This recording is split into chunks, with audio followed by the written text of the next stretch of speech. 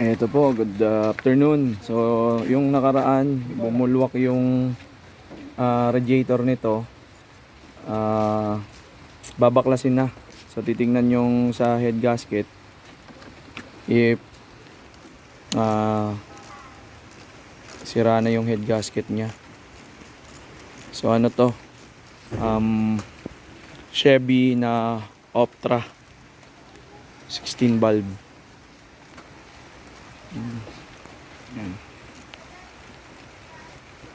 Ayan, nahubad na yung engine cover. Tapos tinanggal na yung battery niya, yung negative. So ngayon sisimula na to isa-isahin pagtanggal nito. Maulan nga lang. So kita nyo mapatak yung ulan. Pero tuloy pa rin ang pagbaklas.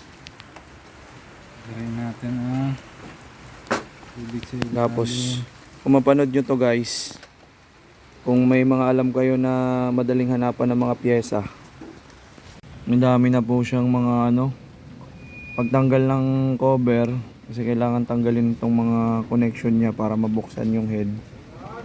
Sobrang dami niya ng mga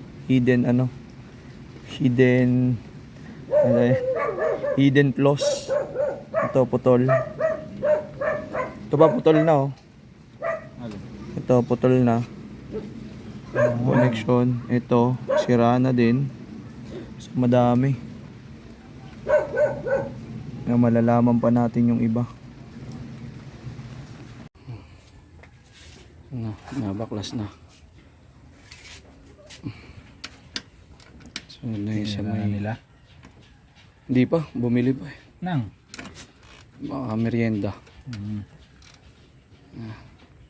Sunod na yung EPI niya na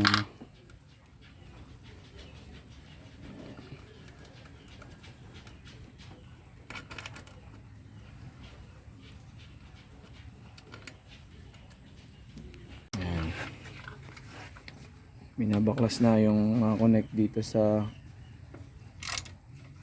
part ng niya, Intake manifold na rin. intake manifold. Nakalas yung pinaka bracket para dun sa FI.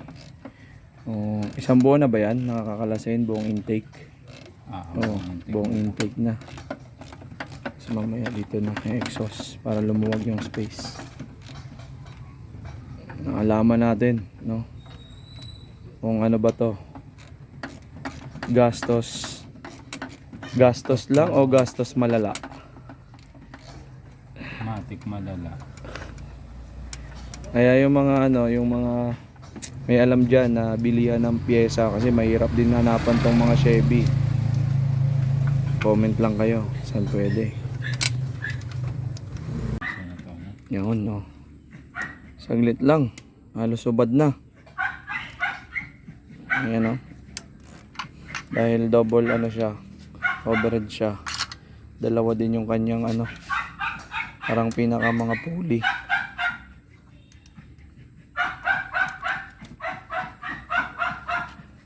Pero malapit na. Parang mga 50% na yung nababaklas. Ayan. So, binabaklas na namin pa rin yung intake tsaka exhaust manifold. Tapos niyan, yun, pwede nang simulan yung top engine. Kalasin na tong cover.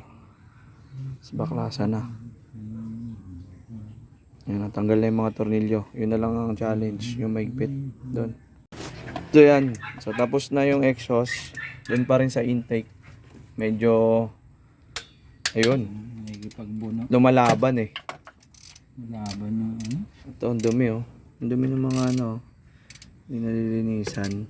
Naipon yung mga alikabok. Yan, so yun yung makina na to.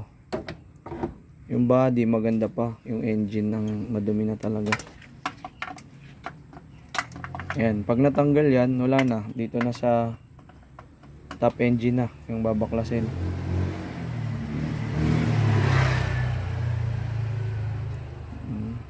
taas ng nito, torque spec. Taas. So ito yung condition ng mga plug. Makita nyo, yan, di pa yan nagagalaw. Teka, ano na siya, inipoxy na lang siya kasi basag-basag na.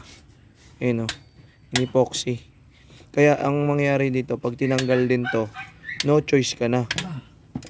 Delikado na ako dito sa animal na to. Pumpulingatin yung panga mo eh. Talagang ma-exercise eh. Ayan o. So no choice na to. Pag binaklas to, babasag na din to. Ayan o. Hindi natin alam kung makakabili ba ng mga connector na ganyan. Pero kung wala na, ganun na lang rin ulit mangyayari. Malutong na siya. Malutong na. Halos lahat. So, syempre, ano naman yun. Expected naman yun dahil sa temperature, yung lamig, init. Talagang lumulutong yung mga plastic. Ito yung ano, ito yung binigay sa kanya nung unang may-ari, yung pinagbilhan Ito daw na yung pinalitan. pinalitan. Tapos, ito yung pinalit oh. Oh, ano lang nila, Mekos-mekos na. minodify. Oh, Yung kabila, hose na lang siya, yung rubber tube. Tapos, linagyan na lang nila nito para lang maidugtong. ganda ng pagka-plumbing ah. Plinaming nila. May ano, mga plumber ang nagawa eh. Ayan, yun yung hindi nila nahanap. Plumber ang dumali. Ang laging problema dyan, yung mga ano niya, yung mga iba niyang bypass. Ito, pinatay. Kinondem yung isa. Ayan oh. Diba? Ang nilagay dito yung sapatos ng plantsahan. Ito. Sapatos ng plantsahan. Hindi pa kinondem pati ito. Diba? Hindi marunong talagang gumawa. Condemn ka na rin lang eh. Yan po yung nangyari dito. Diba? So, ewan ko kung ano magiging ano nun. Siyempre, dahil ano yan, sa cooling niya yan, radiator niya yan, system, may mga maapektuhan dahil di nadadalaw yan. Yun yung tatry namang hanapin. Babalik sa original. Baka lang, no? Mahirap maghanap nito. Hindi naman siguro. Basta makapunta ka sa tamang ano niyan. O mahal lang. Dito lang wala sa atin. Pero pag lumuwas ka, meron. Meron. O mahal lang talaga. Kaya hindi na binigyan ng effort. Mas mura yung ganito. Nasa nagawa yan, yun ang masasabi ko. Yun, Yung nagtrabaho, so yun siya. yun ang may diferensya. Nabaklas na yung ano, yung valve cover. Okay na siya. So makita nyo, no, yung itsura ng mga metal niya, halatang nasunog eh. Hindi siya nagkaroon ng tamang level ng daloy sa ano, yung langis. Tinutong niya, tutong yung kulay. Yung mga natutong. Yan siya. Yun na. Oo. So, binabaklas na namin. nga. Ayan o. Wala pa. Dito pa kami. Hindi pa tapos.